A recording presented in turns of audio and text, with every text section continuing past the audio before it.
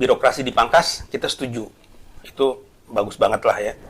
Nah, cuma harusnya yang udah didapat oleh buruh selama ini jangan dikurangin gitu.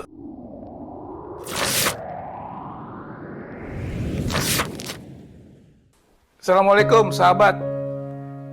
Siang hari ini kawan saya tadi pagi telepon, Yendi mau bawain nasi mandi, mau makan siang sama-sama. Dan nasi mandi lagi yang dibawain. Waduh, berkah. Berkah hari ini bisa silaturahim. Pak, ada tamu Pak Yendi. Oh, Pak Yendi. Aduh, alhamdulillah. Mana? Bang Yendi, apa kabar? Assalamualaikum. Waalaikumsalam. Ada nasi mandi. Mantap, nasi mandi. Nggak tahu nih, masakan Betawi atau masakan apa ya? Nasi mandi nih dari Timur Tengah nih, luar biasa nih. Hari ini berkah banget nih. Bang Yendi, sini. Mana, Prof? Dari mana? Sehat ya? Alhamdulillah. Alhamdulillah. Keberkahan nih rezeki nih deh. Hari ini dapat nasi mandi Ini nih. ada ayam sama ada kambing. Yang kambing yang mana Sri? Ini di Jagakarsa dia nih. Waduh, Bang Yendi, nih dalam rangka apa nih? Ulang tahun NT atau apa nih? Ulang tahun setahun ini. Jokowi apa? Oh iya. Jokowi sama Ma'ruf setahun hari ini ya? Iya. Wah, Saya lewat sini barusan banyak banget ini mahasiswa. Barusan di depan juga. oh iya, Ramai. mahasiswa masih demo ya. demo ya. Ya asal jangan anarkistis aja. Itu kalau memang mereka menyalurkan aspirasi, menurut saya itu dijamin undang-undang kan? Betul. Sepanjang tidak melaksanakan secara anarkis ya. Pan, sini Pan. Pan, kita makan nasi mandi Pan. Nih, ayo sambil makan kita ngomong sedikit Bang Yendi.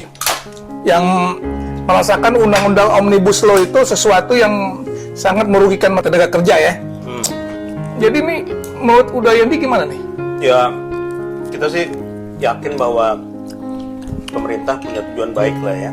Jadi pasti mereka nggak mungkin juga sembarangan gitu kan. Nah, saya sih ngelihatnya kalau dari sisi positif, niatnya supaya investasi itu masuk lagi.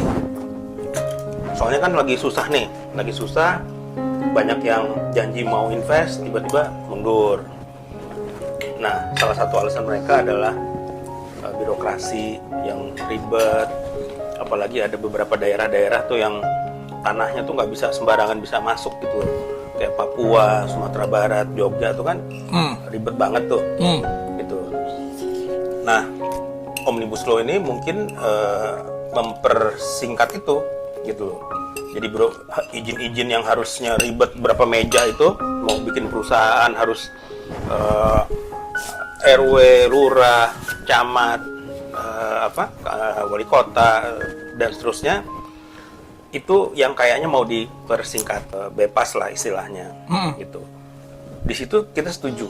Nah, tapi saya kebetulan udah baca yang bagian kan klasternya ada banyak, ada macam-macam klaster gitu kan. Saya baca yang pemudahan investasi sama yang buruh tenaga kerja. Kalau misalnya birokrasi dipangkas, kita setuju. Itu bagus banget lah ya. Nah, cuma harusnya yang udah didapat oleh buruh selama ini jangan dikurangin gitu. Oh, jadi di undang-undang Omnibus Law yang sekarang ini ada yang dikurangin. Jadi diatur kalau yang lama batas minimalnya diatur. Minimal harus 32 bulan gaji kalau PHK, ada persyaratan tertentu gitu kan. Kalau yang sekarang yang diatur malah batas atasnya. Jadi kalau misalnya perusahaan yang nggak mampu ya bisa nggak ngasih gitu. Oh begitu. Nah, yang itu harusnya kan jangan. Gitu. Sebenarnya kalau presiden tuh bisa mempergunakan haknya, membatalkan. Dulu kan pernah kejadian waktu zaman SBY. Ya Pan, gimana Pan menurut Pan?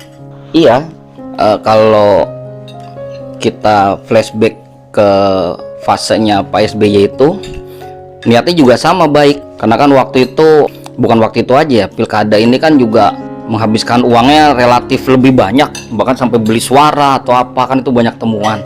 Jadi akhirnya ada pendapat, yaudah deh dikembalikan lagi ke DPRD. Jadi untuk memangkas biaya-biaya tadi, harapannya untuk menjadi birokrasinya lebih bagus kan, iklimnya juga lebih bagus awalnya. Tapi gejolaknya kan luar biasa, penolakannya luar biasa. Jadi kalau nggak salah sepulang Pak SBY dari lawatan ke luar negeri, beliau langsung membuat perpu yang intinya mencabut lagi undang-undang tersebut. Ya sekarang tinggal ke Pak Jokowi sih, dia mau mengambil posisi sama seperti kemarin atau tidak kan gitu poinnya. Karena kalaupun judicial review akhirnya kan menggagalkan semuanya. Apalagi ada bahasa tadi banyak di setelah ketuk palu halaman masih berubah atau apa. Tapi nanti ya kembali lagi sih akan seperti apanya. Saya rasa kalau memang push dari publik begitu keras, maka MK harusnya nggak akan berani macam-macam gitu. Di sisi lain kita juga harus tahu bahwa pemerintah tuh punya target yang nggak mau itu nggak mau sampai molor misalnya.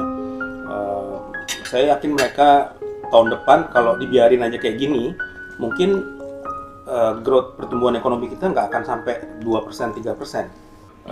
Ada 35 investor global, itu namanya sustainable, pokoknya investor yang mikirnya jangka panjang gitu. Mereka malah protes ke Jokowi kan, bahwa dengan Omnibus Law ini bisa malah bisa bikin investor yang baik ya, investor yang benar-benar mau invest jangka panjang malah nggak jadi invest. Yang masuk malah investor jangka pendek. Pertambangan dari Cina tuh sekarang banyak, kelapa sawit dari Malaysia yang tadinya mau masuk karena harus persyaratannya ketat gitu kan, masalah lingkungan. Dengan adanya Omnibus Law kan itu dipermudah. Nah malah mereka yang masuk. Nah kalau mereka yang masuk jangka pendek semua. Nah tapi mungkin pemerintah mikirnya, gua nggak peduli deh mau jangka pendek jangka panjang, yang penting masuk dulu nih duit nih gitu loh.